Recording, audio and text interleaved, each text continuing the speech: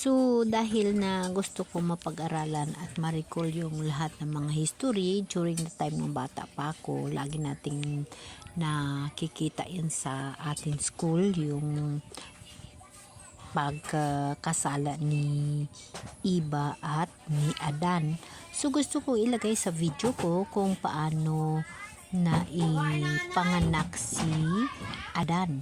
Si Adan ay, yun ang tinatawag na nilikha siya ng Diyos. Nilikha siya ng Diyos. At saka si Adan, nagmula siya sa alikabok na ginawa ng Diyos. Kaya, kita nyo guys, pag tayo ay magpahinga na at mamatay tayo, umuwi tayo sa alikabok, diba? So, dito sa Genesis 2:7, nilikha ng Diyos si Adan mula sa alikabok ng lupa at binigyan siya ng buhay sa pamamagitan ng paghinga ng Diyos sa kanyang mga butas ng ilong. So, nagkaroon siya ilong, naging tao siya, nabuhay siya, no? So, ganun yung buhay ni Adan, binigyan siya ng buhay ng Diyos, siya ay nilalang ng Diyos, no?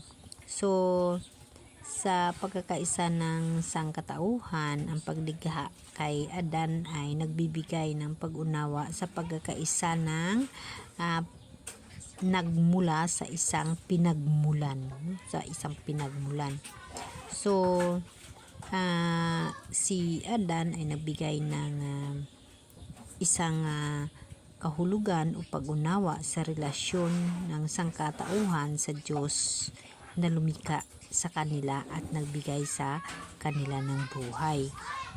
So, ganun yung nagiging buhay ni Adan. Siya ay nilikha lamang ng ating Panginoon mula sa alikabok, So, si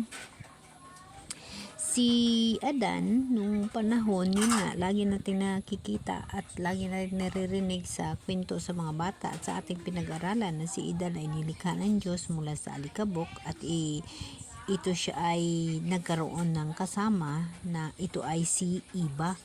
So, si Iba, nagmula naman sa tadyang ni Adan dahil sa nagpakita sa pagkakaisa ng sangkatauhan at ang relasyon ng lalaki at babae.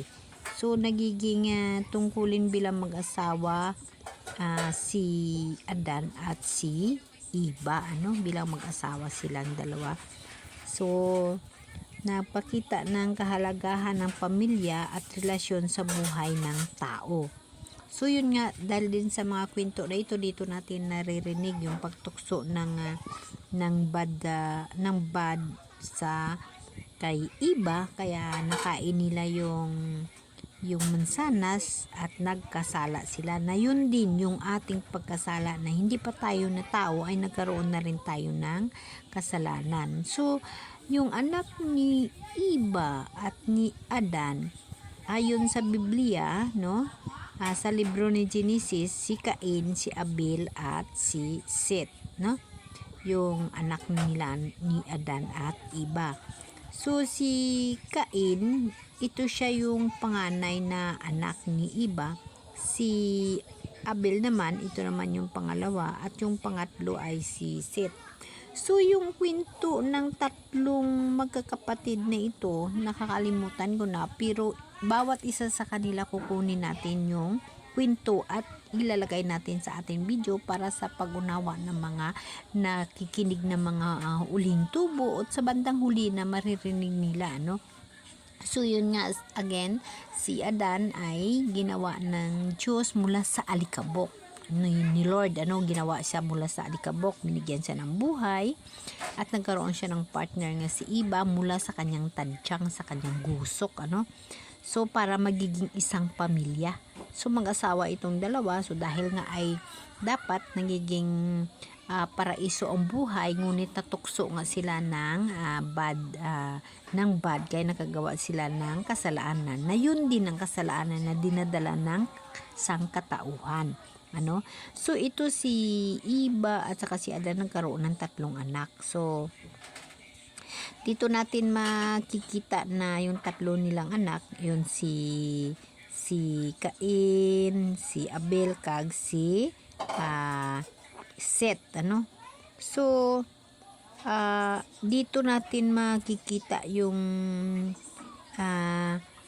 mga istorya o history pag atin talagang tutukan yung buhay natin sa mundo. So, talaga mula ngayon, nandyan yung mga na makasalanan na nangyayari, ano?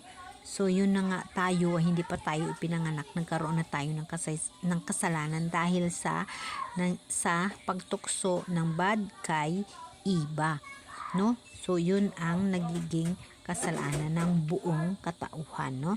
So, yun nga, ito si Cain, si Abel at saka si Seth, yung tatlong anak nila, mayroon itong istorya itong tatlong anak na ito ni Eva at saka ni Adan. So, alamin natin ito, no? So, dito nakalagay na ang kwento kina Cain at Abel ay nagpapakita ng pagkaroon ng mga pagpipilian sa buhay at kahalagahan ng paggawa ng mga tamang desisyon, ano? So, alamin natin ito, no? Pagkaroon ng kasalanan, ang pagkamatay ni Abel ay nagpakita ng pagkaroon ng kasalanan sa mundo at ng pangangailangan ng pagbabalik loob sa Diyos. So, may history ito, dapat natin alamin yung kwento ni Cain at ni Abel. Ano? So, siyempre nakalimutan ko na, bata pa ako, ano? Tapos, ang kwento ni Seth ay nagbigay ng pag-asa sa pagbabalik loob sa Diyos at pagkakaroon ng bagong buhay sa pamagitan ng pabalik loob.